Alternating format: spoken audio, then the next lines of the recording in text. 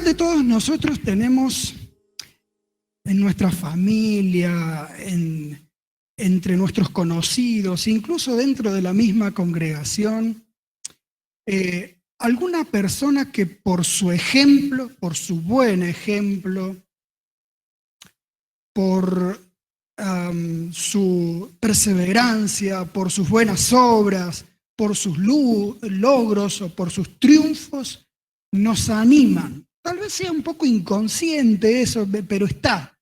Siempre hay alguna referencia que nosotros tenemos y esa referencia nos anima a imitarlo o imitarla y a seguir adelante. Bueno, hoy vamos a ver que aunque entre los nuestros, aunque entre la gente allegada nuestra no tengamos a nadie, Cristo sí es un ejemplo que tiene que animarnos. El pasaje que Pedro nos comparte, digamos, del pasaje de Pedro que vimos el domingo pasado, nos enseñó que siempre el camino correcto es hacer el bien, aun cuando por eso tengamos que sufrir. Y que si seguimos por el camino del bien, Jesucristo más tarde, más temprano, nos recompensará, nos reivindicará.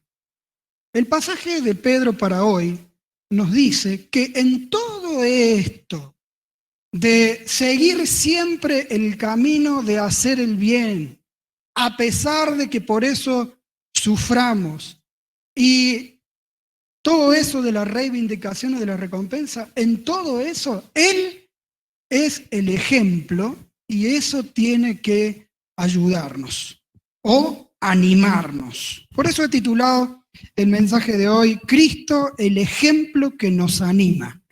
Cristo, el ejemplo que nos anima en todo esto de hacer el bien, aunque por eso tengamos que sufrir. Vamos a leer 1 de Pedro, capítulo 3, versículo 18 al 22. Vamos a hablar un poquito más bajito, hagamos silencio.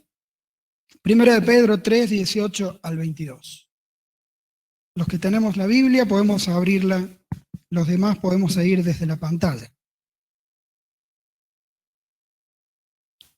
Dice así: porque también Cristo sufrió por los pecados una vez por todas, el justo por los injustos, a fin de llevarlos a ustedes a Dios.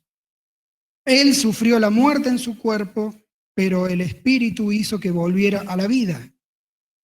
Por medio del Espíritu fue y predicó a los espíritus encarcelados que en los tiempos antiguos, en los días de Noé, desobedecieron cuando Dios esperaba con paciencia mientras se construía el arca. Estoy leyendo de la NBI, de la Nueva Versión Internacional.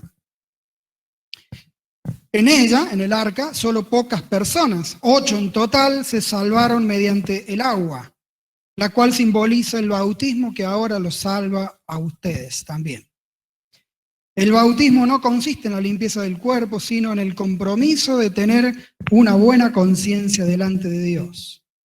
Esta salvación es posible por la resurrección de Jesucristo, quien subió al cielo y tomó su lugar a la derecha de Dios, y a quien están sometidas o sometidos los ángeles, las autoridades y los poderes.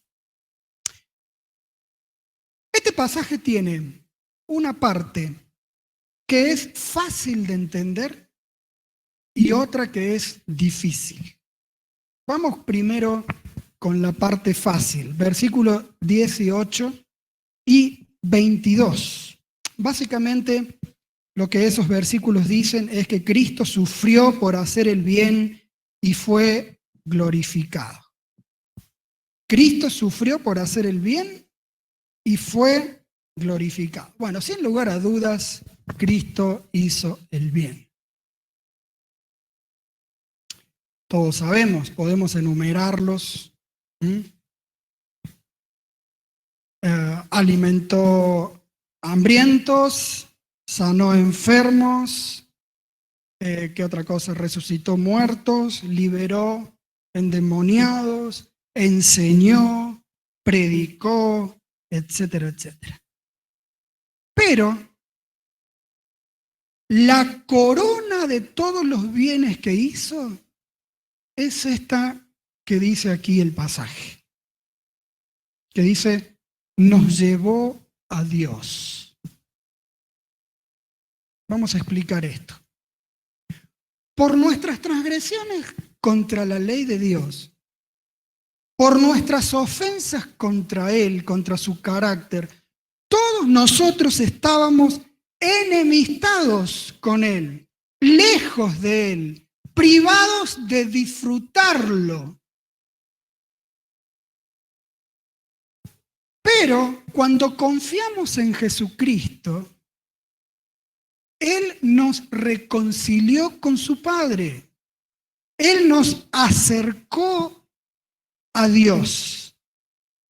Él hizo posible que nosotros pudiésemos volver a disfrutarlo, a disfrutar de su carácter maravilloso, a disfrutar de su paternidad amorosa, a disfrutar de su poder y de su santidad.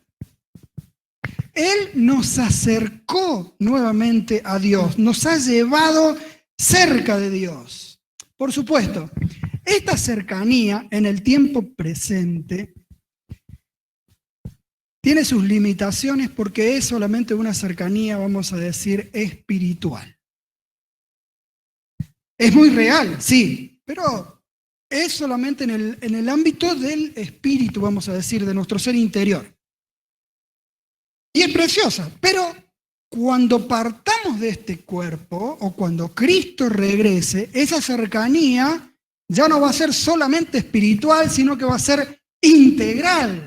Dice Apocalipsis capítulo 21 y 22 que Él va a estar con su pueblo. O sea que vamos a estar absolutamente cerca de Él y nosotros podremos ver su rostro. Así que la verdad es, hermano querido, que la corona de todos los bienes que ha hecho Jesucristo es acercarnos a Dios, llevarnos a Dios.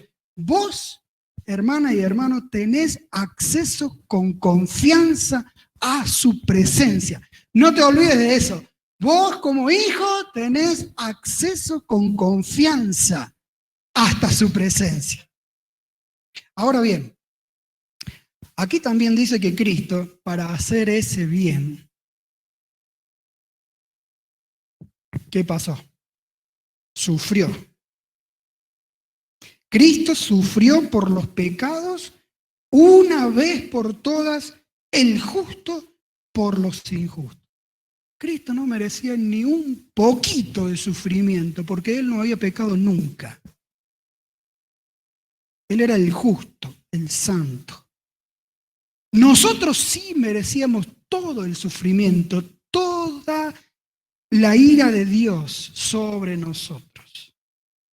Merecíamos ser excluidos de su presencia a perpetuidad. Pero, ¿por qué? Bueno, porque nosotros, como habíamos dicho recién, nos ofendimos su carácter santo, desobedecimos sus leyes. Éramos los injustos. Pero Cristo, por lo mucho que nos amó, quiso Él cargar la ira de Dios sobre sí mismo. Todo el castigo que nosotros merecíamos, quiso llevarlo Él por amor sobre la cruz. Y todo lo demás que sufrió. Él por nosotros sufrió la hostilidad, la persecución, la traición, el arresto, las burlas, los golpes, los azotes, los clavos y la cruz. Muy bien. Estar pendiendo algunas horas sobre la cruz hasta su misma muerte. Así que Cristo, para hacer ese bien que vimos recién, tuvo que sufrir. Y lo hizo para que nosotros fuésemos reconciliados con Dios y pudiésemos disfrutar de su Padre o del Padre. ¿Y luego qué pasó? ¿Todo terminó ahí? ¿Todo terminó ahí? ¿Será que el sufrimiento, semejante sufrimiento, terminó ahí? No, dice Cristo, dice este texto que Cristo fue reivindicado y glorificado. Dice, el Espíritu hizo que volviera a la vida. Y el versículo 22 dice, subió a la derecha de Dios y a Él están sometidos los ángeles, las autoridades y los poderes. Así que Jesús murió y fue resucitado, pero al tercer día el Espíritu Santo lo levantó de entre los muertos.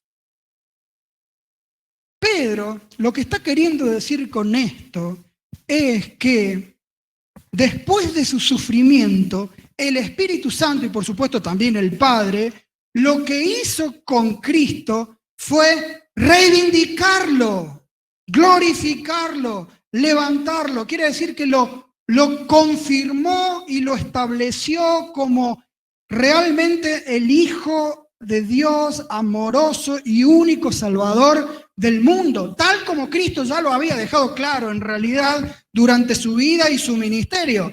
Pero luego de muerto, quien lo reivindica es el Espíritu y el Padre. ¿Me explico?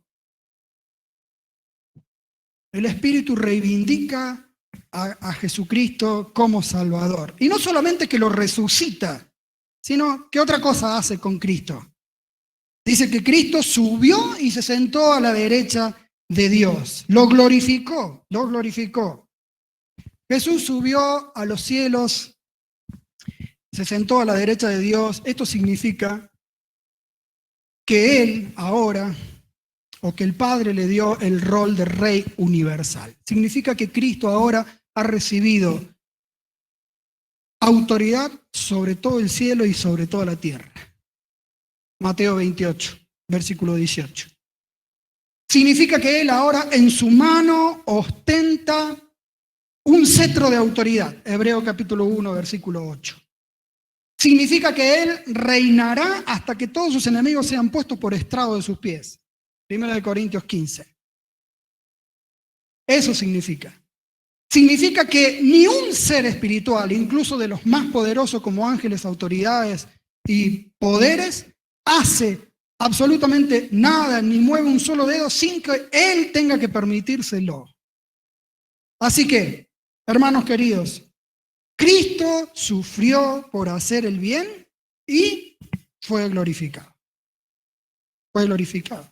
Por tanto, el mensaje de Pedro, lo que Pedro quiere decirnos, poniéndonos el ejemplo de Cristo, es que nosotros también debemos seguir siempre por el camino de hacer el bien, aunque por eso debamos sufrir. Hermanos, hermano, seguí contándole a la gente que en Jesucristo hay perdón de pecados, aunque te miren con mala cara. Seguí hablando la verdad en amor. Y les hablo también a los chicos, aquí hay varios niños. Sigan diciendo siempre la verdad con amor y con respeto, aunque te maltraten por eso o te marginen por eso. Sigamos guardando la práctica sexual para el matrimonio, aunque nos traten de retrógrados. Sigamos bendiciendo a nuestros enemigos, aunque nos sigan maltratando. Sigamos ofrendando a Dios, aunque nuestros proyectos se alcancen más lentamente.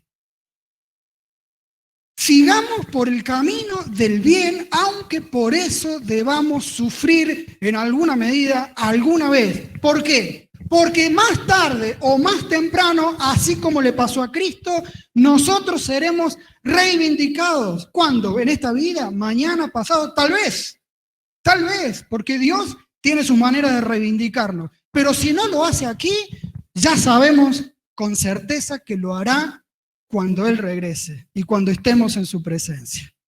Así que este pasaje, los dos estos versículos que hemos visto, Pedro los puso para confirmar lo que nos mostró el domingo pasado. Que sí, ciertamente tenemos que seguir por el camino del bien, obedeciendo y honrando a Cristo, aunque eso nos cueste sufrimiento, porque Dios es fiel y nos va a reivindicar por eso. Ahora sí, vamos con la parte difícil de entender. Versos 19 al 21. Creo que lo que Pedro pone aquí es un ejemplo más y una alusión al bautismo. Dicen los versos 19 y 20, por medio del Espíritu fue y predicó a los espíritus encarcelados que en los tiempos antiguos, en los días de Noé, desobedecieron, cuando Dios esperaba con paciencia mientras se construía el arca. En ella, solo pocas personas en total se salvaron. ¿Qué quiso decir Pedro con esto? ¿Qué tenía en mente él? Bueno, voy a serles honestos, queridos hermanos. Nunca lo he sabido con certeza. En estos días he consultado varios libros de hermanos estudiosos y la verdad que me he consolado, porque la verdad que todos ellos dicen, wow, este pasaje es muy difícil de entender. No se sabe muy bien a qué se refería. Tanto es así que hay varias opiniones en cuanto a su interpretación. Lea usted 5 o 6 libros de hermanos que hayan escrito sobre este texto y va a haber varias opiniones. Yo en esta mañana quiero compartirles 3 opiniones que me parecen más aceptables en cuanto a la interpretación de este texto. Les pido por favor que seamos maduros con esto, que no nos escandalicemos ni no nos ofendamos. Tenemos que ser honestos y hay pasajes oscuros de entender en las Escrituras y nosotros tenemos limitaciones para entenderlo. Ustedes me dirán, todos tenemos el Espíritu Santo, debemos todos entenderlo, está bien, pero en la realidad nuestras limitaciones, si se ve en la práctica, se nota que es difícil de entender y por ahí no alcanzamos a ponernos de acuerdo en todo. Así que le voy a pedir que me sigan con atención, ¿sí? ¿Me van a seguir con atención? Los que están en casa, ¿estamos atentos? Bien. La primera opinión que les voy a compartir. La primera propone que este pasaje significa esto. Cristo, entre su muerte y resurrección, ahí, después de morir, pero antes de resucitar, fue de forma espiritual hasta donde están encerrados los espíritus de las personas que murieron por el diluvio y les predicó. Así aprendí yo cuando me convertí, escuché una enseñanza sobre esto, escuché. No podemos saber exactamente qué les predicó, no dice. Lo que sí sabemos es que no pudo haberles dado otra oportunidad para arrepentirse y creer, porque en otras partes la Biblia deja claro que después de la muerte no hay una segunda oportunidad para arrepentirse y creer. Así que, si llegara a ser esta opción, sabemos que Cristo no fue a darles otra oportunidad para arrepentirse y ser salvadas, esa gente.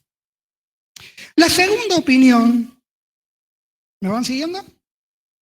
La segunda opinión propone que se entienda así.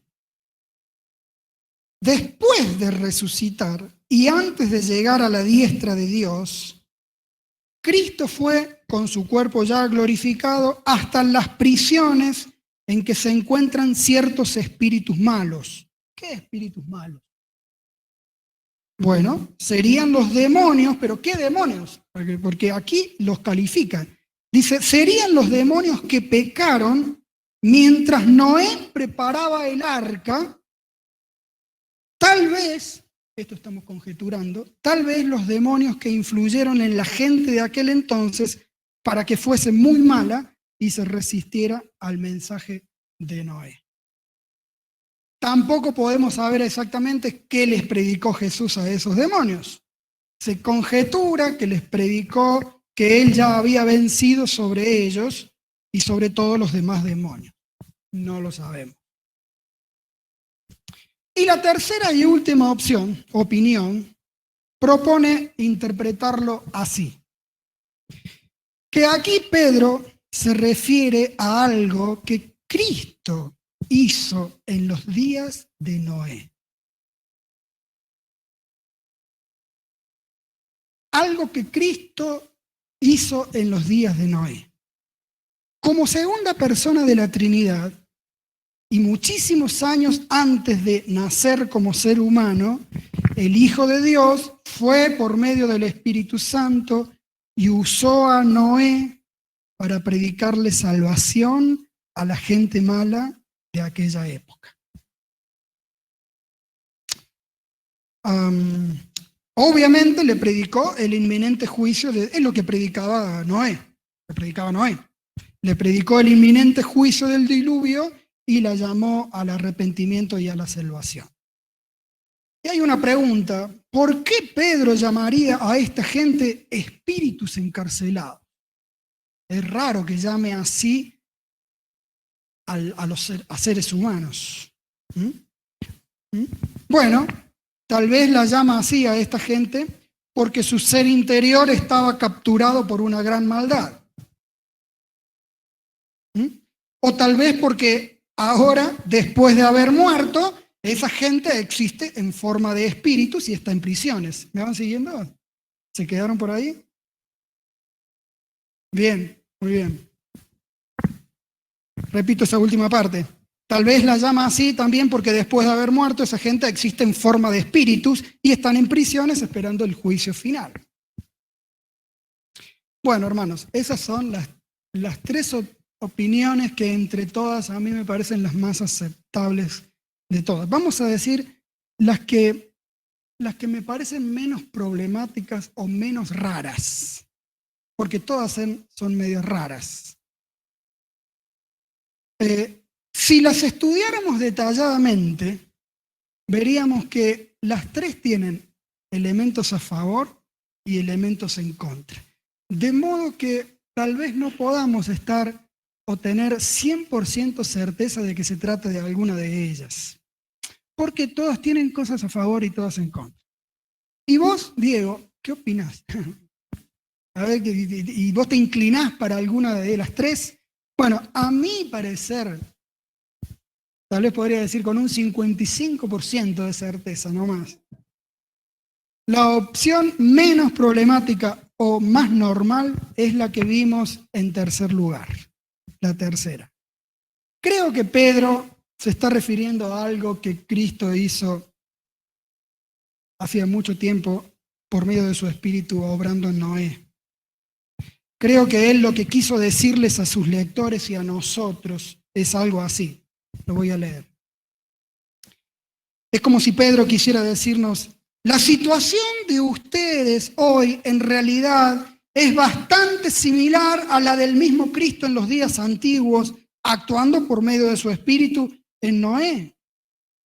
Cristo predicó y dio testimonio a toda una generación aprisionada en la maldad. ¿Y cuántos se salvaron? ¿De los de afuera? Ninguno. Solamente se salvaron los 8 de la familia de Noé. Pero se salvaron. ¿Por qué? Porque Dios reivindica y cumple su promesa con los creyentes obedientes. De la misma manera, ustedes hoy, nosotros hoy, por el Espíritu de Cristo, están predicando y dando testimonio a toda una sociedad hostil. ¿Cuántos están escuchando y creyendo? Pocos. Somos una minoría. De todos modos, Dios los reivindicará y los recompensará porque ustedes han creído y están obedeciendo. Podría ser que este fuese el sentido del pasaje. Si lo es, Pedro está dando en realidad aquí un ejemplo antiguo de Cristo. O sea, nos está dando otro ejemplo para que nosotros tengamos de Cristo Jesús. Cristo, no solamente en su tiempo de la carne, sino también previo a su nacimiento, había estado delante de una sociedad hostil y muy pocos le habían prestado atención, pero de todos modos reivindicó a los creyentes y a los obedientes. Y hoy haría lo mismo con nosotros. Y vamos a ir con el versículo 21. ¿Qué hay del verso 21? También es difícil de entender. Dice, se salvaron mediante el agua, lo cual simboliza el bautismo que ahora los salva también a ustedes. El bautismo no consiste en la limpieza del cuerpo, sino en el compromiso de tener una buena conciencia delante de Dios. Esta salvación es posible por la resurrección de Jesucristo. Primero, ¿por qué dice Pedro que el agua a través de la cual se salvaron esas 8 personas simboliza el bautismo que ahora nos salva?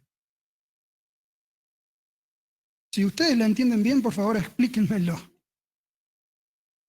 ¿Por qué dice Pedro que el agua aquella simboliza el agua del bautismo que ahora nos salva? Bueno, la explicación que se presenta podría ser esta. Porque así como esas 8 personas debieron pasar a través de esa agua para ser salvadas y tener una nueva vida, así también los creyentes debemos pasar por la fe para ser salvados y tener nueva vida. Debemos pasar por la fe que luego se simboliza en el bautismo. Pero Diego, parate un poquito, porque aquí Pedro dice el bautismo que ahora los salva. Es verdad, sin embargo, obviamente Pedro no piensa que esa ceremonia por sí misma, por entrar y salir del agua, salva a la gente. Teniendo en cuenta lo que el mismo Pedro y los otros apóstoles enseñan en otros pasajes, es evidente que él estaba pensando en la fe depositada en la muerte y resurrección de Cristo, que luego se representa en el bautismo como testimonio.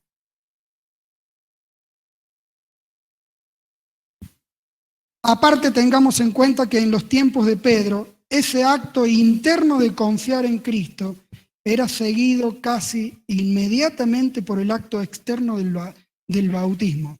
No sé si me siguieron. Antes, la conversión, la fe y el arrepentimiento era seguido casi de inmediato por la sumersión en el bautismo. Pasaba cuando mucho, ¿qué? Un rato, un día. Se bautizaban inmediatamente. Entonces es por eso que Pedro a lo mejor superpone un poquito el asunto de la fe y el asunto del bautismo. Pero seguramente no está queriendo decir que propiamente la sumersión y la emersión del agua salven, sino lo representado en el bautismo, que sí es eso. Que sí es eso.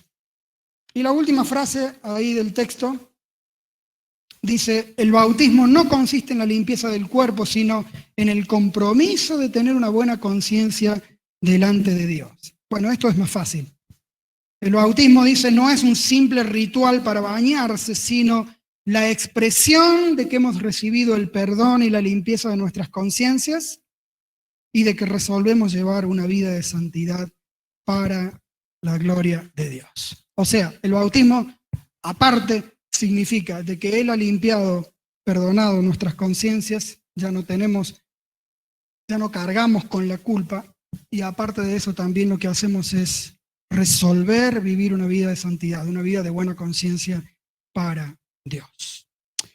Los animo a estudiar ustedes mismos estos textos. Lo que hemos dado es solamente propuesta de una interpretación más aceptable, pero los animo a ustedes también a estudiar estos versículos. Lo cierto, hermanos queridos, lo que es absolutamente seguro es que para nosotros escoger siempre el camino de hacer el bien, aunque por eso debamos sufrir, es... no, ¿lo dije mal? Hasta ahí va bien. Bueno, lo que quise decir, lo corrijo. Para nosotros, es demasiado larga la oración, me dice, ¿no? El camino de elegir siempre el bien, aunque por eso debamos sufrir, es siempre correcto. Siempre el correcto. Y por eso el Señor Jesucristo nos reivindicará y nos glorificará. ¿Tenemos algún antecedente? El mismo Señor Jesucristo. Así que yo los quiero animar, mis queridos hermanos, a llevar una vida de fidelidad al Señor. Aunque por ahí la pasemos mal, aunque por ahí tengamos que pasar un poco de vergüenza, nos sintamos desubicados y marginados. Seamos fieles al Señor Jesucristo porque Él, como le pasó a Él mismo, nos va a confirmar. Que el Señor nos bendiga.